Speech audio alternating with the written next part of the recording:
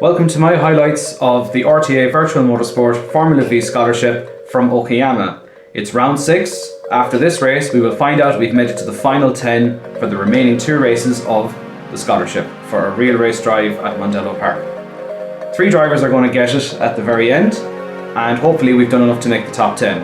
So at the Okayama, we've got a lovely challenge of changeable conditions, going from wet to dry and dry to wet, and unfortunately it seems like we've a bit of a theme evolving with our race results, where race 1 something happens us, race 2 we make further progress, in race 3 we make a bit more further progress still. However, Okayama is not a slipstreaming circuit by any means. It does make a difference here, but there are heavy braking zones, are challenging turns in the final sector, and the driver can make a difference around here. We're also hoping to improve on our wet weather pace in Silverstone. We did seem to have a bit of an issue with force feedback clipping in Silverstone, and that did seem to really kill what I could feel through the wheel. However, that's now been addressed for Okayama, and in terms of wet weather pace, we're right there. So let's get into it, and I hope you enjoyed the next 30 minutes. So we're nearing the end of the qualifying. The track has started out damp and it is drying out very quickly. We're in Brandon McCaughon's wheel tracks here on a purple lap. We're currently 5th on the grid, but there's still about 2 flying laps remaining and the track is getting drier all the still. Brandon has spun and we have made contact with him, and unfortunately for us, that is the end of our qualifying.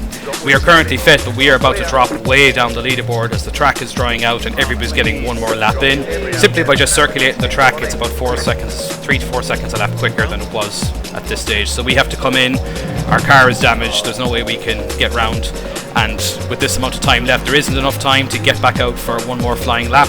So we end up starting P16 for race 1.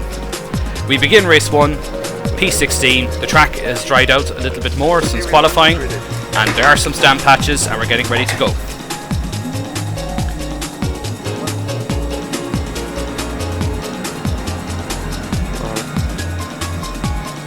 And we are underway. We've got Ken Doyle coming up alongside us, who's made a fantastic getaway. And we're heading into turn 1. Jack Wynne has seemed to have a little bit of a slower start. Darragh runs a little bit wide. We're nearly 3 wide going into turn 2. We're hearing that there's a car off, and that looks like Harvey Darragh has gone wide. And Darragh Connors here on our left hand side. We're pushing to see can we get the slipstream off the chasing cars in front on the inside of turn 4. This turn is very crucial. Try and keep the car to the inside and get the maximum momentum onto the back straight. Now we pick up the toe, we pick up the draft as all the leading cars start to run down towards the hairpin. So we've made 2 places and we're heading towards the hairpin.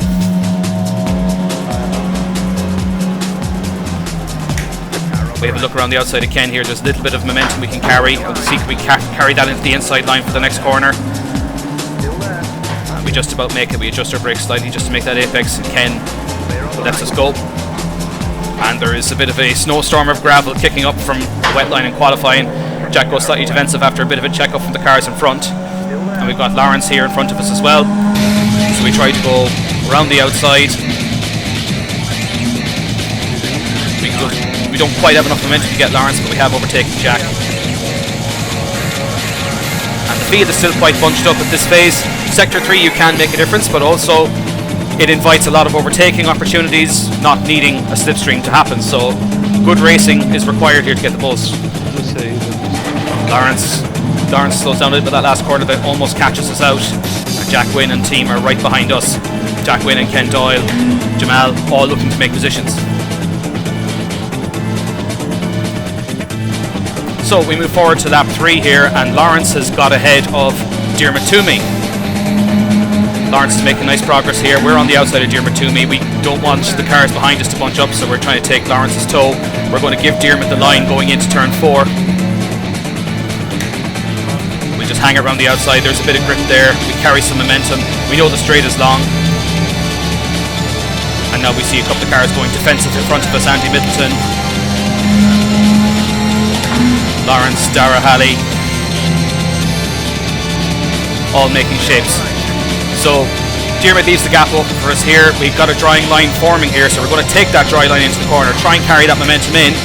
Very unfortunately, Diarmid, we have to hold our brakes, and Brandon McCaughey, we make friends with Brandon again. I get a good view of his nose cone and all the sponsors upon it.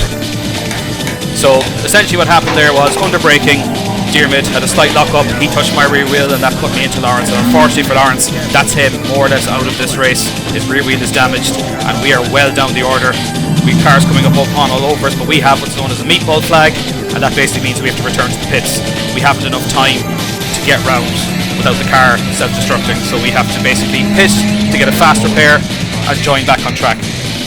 Connor is coming up behind us here. We're going to let him know that we have a damaged car, we need to get back to the pits. And once again, race 1. So we let Connor know that we're not racing for position here, we're diving into the pits. So luckily with the fast repair, as frustrating as it is, basically you can sit in the pits and immediately your car is repaired. So that's known as a fast repair within iRacing. But coming into the pits, obeying the pit lane speed limit and getting back out again, that's just going to cost us all the time. So that's going to drop us right down to P24.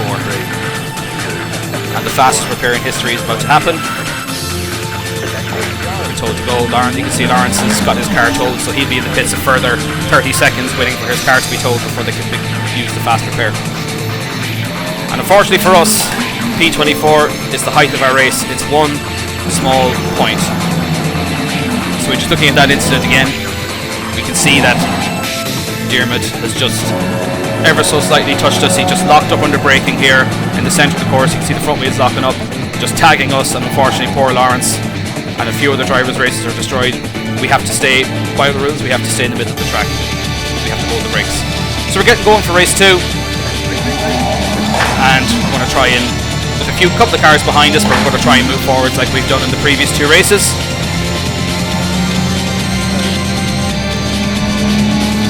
And on the road to turn 1. Brandon is down beside us here as well, so he'll also be looking to make some progress. A couple of cars running wide at turn 1, so we take advantage of that. We stay well to the inside just to give plenty of space. We then swap back to the inside for this corner here to see can we take that shorter route into turn 2. And there's a couple of cars left and right. You see Brandon immediately looking to try and make significant progress straight away, and Brandon's an excellent race driver, so we're just going to let him go here. He can park the waves from us hopefully, and that's what we're aiming for in this race, to see can we gain a few positions to put ourselves in a decent position for race 3.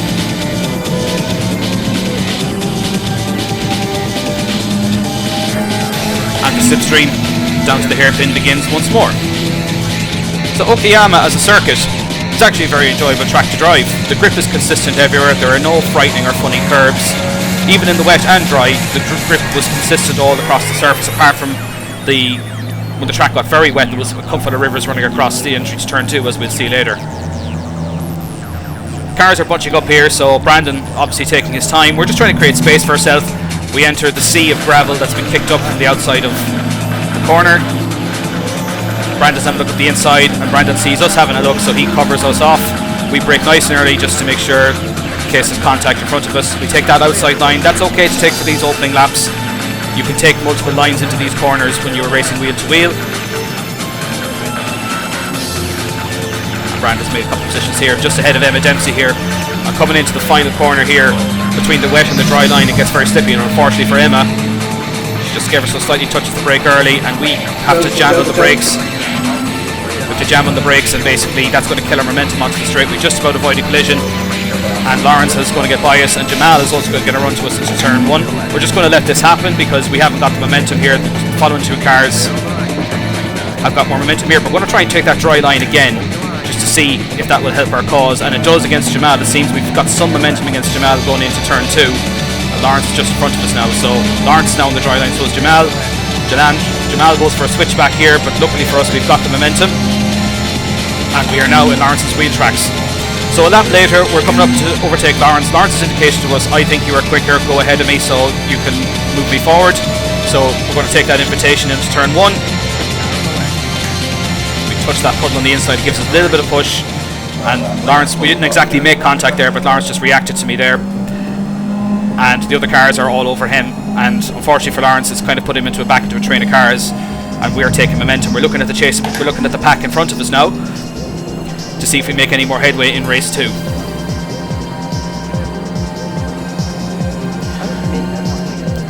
So the track is getting pretty dry now at this stage. We can see a couple of puddles on the inside of the corners, which we're going to try and avoid. The track is more or less getting into dry condition territory. We've got a couple of cars ahead of us, Paul O'Mahony, Ken Doyle, all fighting ahead. So a couple of laps later, we are now right on Ken Doyle's and Paul O'Mahony's tail. These drivers both very, very quick. So we've got the run into Paul O'Mahony on the run to turn 1. He's got the slipstream from Ken, so that's going to keep him within fighting distance. We're going to put our car up the inside here. Paul's going to use Ken's slipstream to try and keep him on that dry line. And we dive up the inside, and Paul does a lovely little switch back here. He's gone the right line on heading up into turn 2. We're now losing momentum to Ken, and we're slightly compromising our line there because we're racing. However, we're further away from Ken than Paul is to us, so Paul is not going to let us away as we've seen in the past. Paul's been a fantastic racer. It's been great racing him this championship, and he's a welcome addition to RTA. I make a slight error there, just getting a little bit oversteer on entry. It's happened to me a few times in Pactress, and Paul is not going to need a second invite. He's going to try and overtake us onto the back straight here. So he clears to let me run so he can get a decent tow, but we want to try and catch Ken Doyle. We don't want to be fighting with Paul. We're going to go a bit defensive at quite late here. Paul backs out of it. We're making our intentions clear. So Paul now is hopefully message received, and he'll use our tow to try and pull up to Ken. So the track is drying all the time, and as you are driving from a wet to a dry track, you actually have to adjust how you touch the brakes. So in these couple of corners here, I'm ever so slightly touching the brakes. However, in the wet conditions, that's what you actually want to keep the front of the car pinned to the ground. But in the dry conditions, you actually don't want to be touching the brake at all, because the car gives you maximum grip. I had a great fight here with Ken, who was absolutely driving out of his skin, unfortunately, until this lap where he spun. And that's really unfortunate for Ken. The previous couple of laps, I was nose to tail with Ken trying to get in his toe, and he was driving absolutely out of his skin. He was doing so well. I feel very sorry for Ken. He's some amazing YouTube videos as well. He's got a lot of detail in his. He's got other angles, more so that you would see in these videos. I highly recommend anyone to give his YouTube channel a shout, and to give it a like and comment and look at some of his videos. He's got some amazing perspectives there. So we end up finishing the race in P14 in the end, and we're starting race 3 in the track is now waterlogged, much heavier conditions. Don't be fooled by the leaderboard there. We're actually starting P14 into this race. So we're getting ready to go. We now have to readjust our driving there. We're going to have to be using more brake into those corners to keep the front of the car pinned to the track compared to the dry conditions. And we're underway.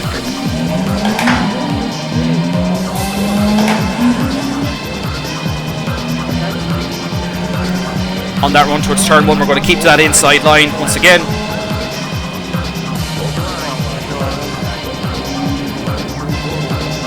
So we get ahead of Dara Connor. We're now up to 12th. And we've just passed Andy Middleton on the run to turn 4. Andy's keeping to the inside here. We're going to take a slightly wider line. There is a river running across that part of the track, which we're going to see later. But the conditions are so different compared to where the track was dry. So we now have to readjust all our driving once again. But luckily for us, our pace was quite strong in the wet relative to the dry. So that's hopefully going to allow us to move forward. We're in the slipstream of Diarmid again, and we have a little bit of PTSD from race 1, but we know this time round, I think Diarmid's in a easier position to not lock up this time, as the track is now fully waterlogged, so it should make braking more consistent. We see a gap going on the outside, and we're just about on the limit of braking there. Diarmid thankfully checks up a little bit for us in the hairpin, and that gives us the space, and we're now on the back of Jack Wynne. We're on the fringes here now of the top 10, and there's look at all the bunching up right in front of us here. So everyone's trying to find space and find a gap. We're going to try and take advantage of that if we can. We go past Jack, and then we're going past Lee. We're going to take that wide line again to see can we carry the momentum all the way around. And Harvey Dara is just in front of us, and luckily for us, we get 2 for the price of 1, and we are now well into the top 10. We're going to finish lap 1 in P8. So it's been a very good first lap for us. The field is bunched up. We've made up a nice few positions. The field is still all fighting for position, all jockeying for position. A couple of checkups happening in the lead cars as well. So we've got the run on Harvey heading into turn 1. There's a lot of cars all slipstreaming. Nobody wants to give an inch of slipstream here. Jack Wynn is behind us too. We see there's a couple of cars about to get in close quarters, fighting for P4, 5 and 6 in front of us. And Sean McClemens gets involved in a tangle. And a couple of cars have to check up and avoid. And luckily for us, the outside opens up. And we've gone from P8 to P4 in a corner. But we got very fortunate. And unfortunately for us, we did catch that river. And we would have been high and dry and possibly clear of Harvey Darby's toe here, but unfortunately that river catching the track caught us out slightly, so Harvey Darby is now right beside us, and the chasing pack has now caught us back up, and the front three looks like they're away. However, we know in the Formula V's it does take time for these guys. They all have to cost each other time to try and avoid overtaking each other, so hopefully we try and keep it clean. We've got Lee Cogan, who's had a phenomenal season. As a driver for rate of improvement, I would definitely say Lee Cogan is one of my picks of the season for where he started and what positions he's fighting for now, regularly fighting for top 10s. He's having an ambitious look here of Harvey, and Harvey dissuades him from making that pass happen. We're going to take our favourite outside line again. We're going to try and leave plenty of room this time round. We've learned a bit more from race 1, and we're around the outside of Harvey Darby going into the next turn, and Harvey backs out of it. As you can see, there's quite a bit of push there every time you turn into that corner, even when you touch the brake.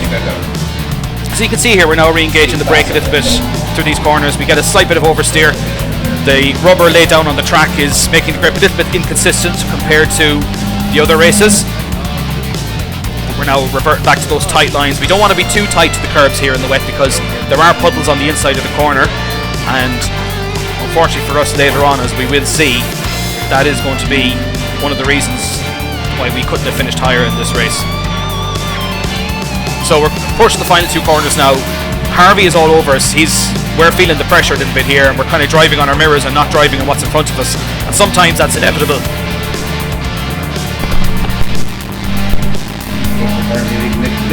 So we encourage Harvey to give it a go up the inside of turn 1. If he's going to be quicker, we're just not going to fight it. We're just going to let him go. And Jack Wynn and the field of cars behind him are making steady progress through the field as well. So we're trying not to get involved in too much battling. We're trying to make the battling clean. And the cars up front, even though they're very quick drivers in Sean McGoldrick, Conor Amelia and Dylan McClemens, we reckon we've got the pace on these guys as well. We reckon we're actually as quick as them in the wet. Looking at the practice times, we were right there.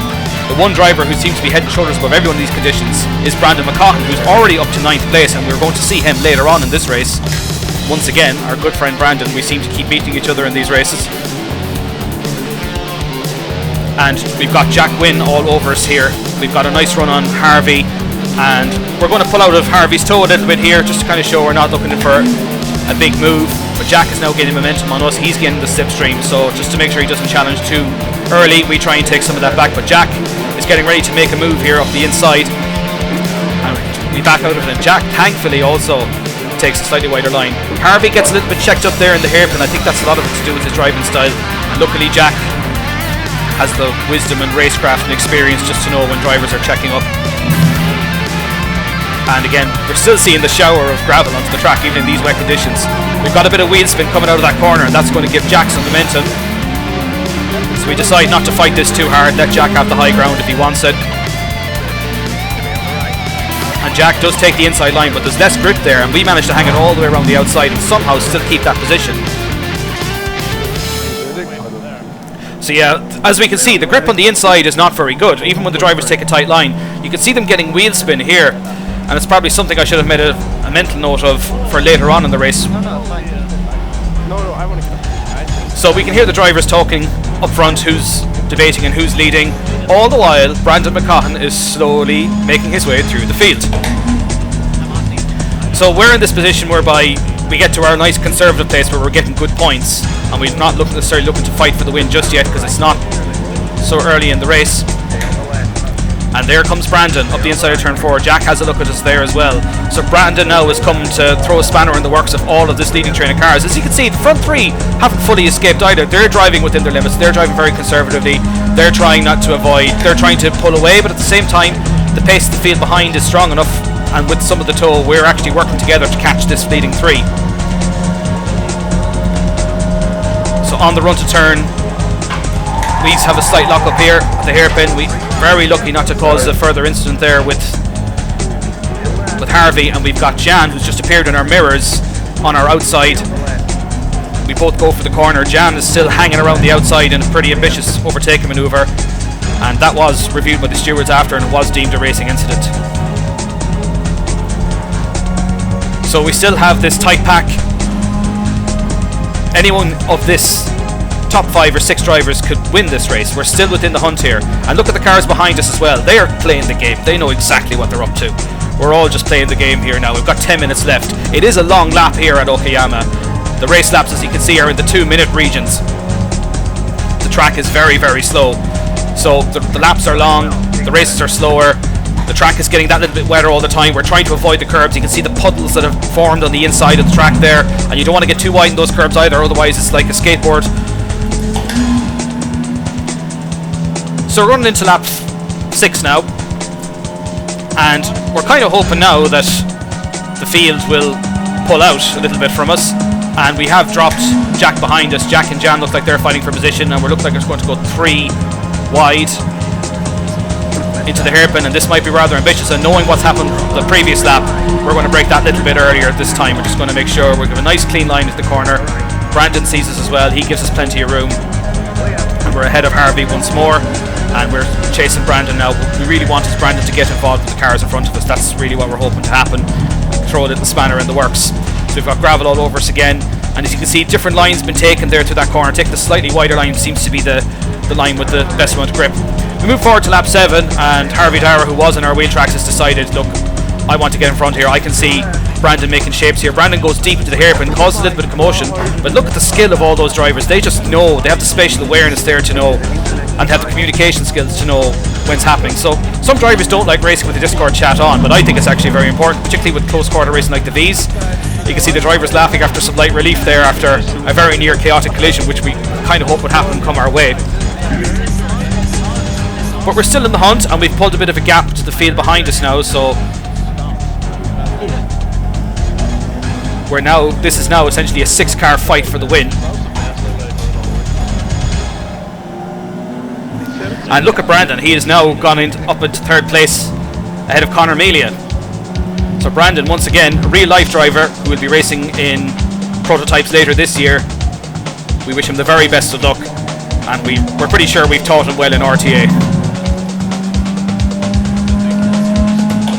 So there's Harvey having a look at the inside of Conor Melia. Harvey wants to win this race. He's got nothing to lose here, and he's going to have another little look at Conor. And again, he's probably just pulling out of the toe just to make sure that a sudden break or sudden movement doesn't happen. This really is a 6-car fight now, and Dylan McClements is now leading the train. We've got Sean McGoldrick in 2nd and Brandon McCaughton running in 3rd place. So we've got a little gap in front of us, and that's okay. We don't want to be running in such close quarters. We're getting enough to get that toe. We know the drivers will be checking up in these corners. That's going to allow us to close that gap, use that free space to get back onto the leading train. And it looks like, even with that, the field behind us is now starting to catch up. So Jack Wynn is on the charge again. He's catching us back up. And all of this, actually, this is in the wet. Look how much earlier we have to get out of the throttle here. None of us want to cause a collision. We are costing each other time. This is technically battling. So look at this, the drivers are 3 wide again into the hairpin, and we have a nice gap in front of us. We're kind of happy to maintain that gap unless an opportunity presents itself. And again, a little bit of side-by-side action here, and Harvey, probably a look that was slightly ambitious there. So Harvey is going to the inside. We're looking at that outside gap again to see if we do something about it. And we're going to take that wide line again, and unfortunately this time it's going to punish us. Oh, fucking hell, man. The hell? As you can see, we have wheel damage. We're recovering back to the track. We're obviously very frustrated with what's just happened. And unfortunately, as we're going to see later at the end of the race, we'll have a look at that incident again. That inside line that I was talking to you about with that wet patch, we're going to see that in detail at the end of the video. So Harvey has lost his front nose cone here. We're unaware. We've got a little bit of wheel damage. We're trying to see how bad is our car damaged. It seems to be somewhat okay. We've lost a couple of places in all of that, but there was enough gap behind to remain P7. So Harvey's car, we believe, is a bit further damaged here. He seemed to get most damage out of that incident. And obviously our reaction there, when that happens to you, the adrenaline's going. You can't help yourself but react sometimes. You just try, when you do let out an expletive, you just try and not get personal about it, and that's the big thing. So Harvey is letting us go here. It looks like we were about to see in our mirror he's got some nose cone damage, and it looks like he's got significant damage to his car. So he's got the chasing pack all behind him, and now we're really worried that we're not going to be able to maintain P7 here. We've just overtaken Harvey for P7. He's now 8th, and with the chasing pack behind us here now, we're like, oh, we're going to be like sitting ducks, because wheel damage does affect your straight line speed here in the V's. And you can see my exasperation and frustration again. With so much on stake and so much at stake for these races, it's hard not to get caught up in it, and it's a pretty normal and natural reaction. So, but at the same time, we're trying not to get to us. We're just trying to maintain our composure, get through what we can. We're taking the white line. We're just trying to see what the grip of the car is like. The car handling isn't so bad here with wheel damage. It's more so the straight line performance that's impacted. And there's certain corners where the car is maybe less reluctant to turn left or right. We have to adapt our driving ever so slightly to accommodate for that. Now, luckily for us, the cars behind us all got involved in a battle, and that's actually given us some free space going into the final lap. So next lap is white flag lap. A gap has formed behind us. Jan has recovered brilliantly. He's up there in the mix, and he's fighting. He's fighting for P8 at the moment. That battle behind has allowed us a little bit of free space. We're going to have a 1.2, 1.3 gap going into the final lap. And unfortunately for us, it seems that on the final lap we're going to have just about enough of a gap to stay ahead. So we have to really try and maximise this lap. We do not want the drivers to pull a toe on us. And by the white flag, we've come into the final corner. We've actually caught a little bit in front of Lee Cogan, and Jan is just behind us with half a second waiting to pounce. However, we have enough momentum, we have enough of a gap, and we finished that race in P7. Another repeat of the last couple of races, whereby we've had a wipeout in race 1, race 2 was an improvement in race 3, what could have been. And there it is, the reaction, exasperation in my face there. So overall, we can be pretty happy with our performance in the wet. Much better to Silverstone. We were right there with the pace in the rain. I think Brandon and maybe Odie Dillon had the beating of us in the wet there, looking at what the lap times were like. So we're going to look at this incident here again with Harvey just to see what happened. And you can see here, it looks like a funny wheel movement happens here, and we better be careful not to be too judgmental about what happens, because Harvey does unwind the wheel, but it looks like that was a correction, and it's sort of an unusual accident, because at this point here I'm not expecting Harvey to dive right across. We've actually opened up the track here, and all of a sudden Harvey just points his wheel this way, and it looks a little unusual at first. And we decide, right, we go into the cockpit just to see what his wheel movements were like, because we're deciding whether we need to report this to the stewards or not at this stage. And we can see there that it looks like, and it's similar happened to other drivers in the race, cars that we overtook around the outside of at that corner, that there's a puddle on the inside of the track and the white line. So it's a rather unusual incident here, and we're going back and over it several times to decide, mulling over it, whether we should report this, or should we report this offence, or do we think it's a racing incident. So we're mulling over it, we're going back and over several times, trying to think about it and trying to see what was different. We then decide, look, to try and pick a different camera view, probably not that one. It's a lovely view of the inside of the chassis and the driver's legs. No, I think to be fair, yeah, I don't think he's... We can see here that he's got a little bit of wheel spin on this puddle here and touched the curb, and that's actually what caused him to correct and put him to the right. And just as we're going to the right, just as he's going to the right, we're turning left, and unfortunately for us, we can see here, here's that white line again. So we're going to see that now much better from this angle. So Harvey's just kicked up the white line there, and that's where he got the power oversteer, and that's what wobbled him into us. And it's kind of 50-50. We were kind of thinking, should we report this or should we not? And in the end, at our time, our heart wasn't in it to report it. We kind of thought, would I have done the same thing? You touched the white line there, that's what kicked around for you. And Harvey apologised to us. It was just an interesting incident. That's what we see it. Maybe if we reported to the stewards, they might have seen it differently. But we decide not to report this one. Harvey isn't in our scholarship championship, so we finish our video edit there, and we're going to have a look at the championship standings. So we'll have a look at our scholarship leaderboards, and we have dropped to P4 in the standings. However, there's still a drop round to be applied, and the way the drop rounds work is that you can't necessarily use a drop round where you've got an in-race penalty. So we received one penalty for an incident at Lime Rock Park, and basically that doesn't mean we can use that. That has to be counted as part of our total score. So a couple of other drivers picked up incidents during that race, and a couple of ones were investigated. So yeah, going into the last 2 rounds, I guess we just needed to keep our nose clean and see where we end out. It's not all decided on championship points, as we've said before. There's other in-race metrics that's been measured on. We had an interview a while back as well.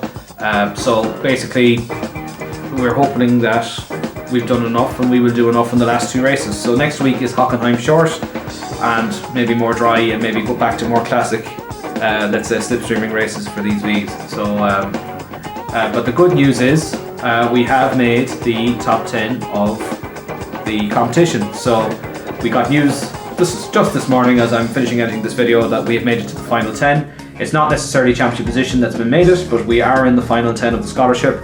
So just to let you know who they are, we've got Travis Mawini, Camto Chukura, Jack Wade, myself, James as well. We have Ken Doyle, Lawrence, Diarmid, Lee has made it, and Sean Smith from just outside the top 10 there. He's also made it into the championship.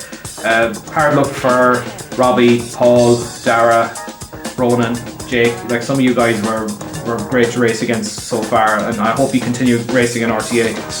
Particularly Paul. Paul was a great racer, and Lee has really, compared to Lee, I'm delighted he's at the top 10. He's really developed as the season has gone on. It's been great to see that as well. And a couple of people who are like non-season pros of RTA, it's great to see them as well too. So no, it's going to be a tense final couple of races. There's a lot at stake here, and we believe after the final race, it may be a week. It'll probably be a week. It'll be the week after when we'll find out whether we've got a place in the scholarship or not to drive Formula V at Mondello.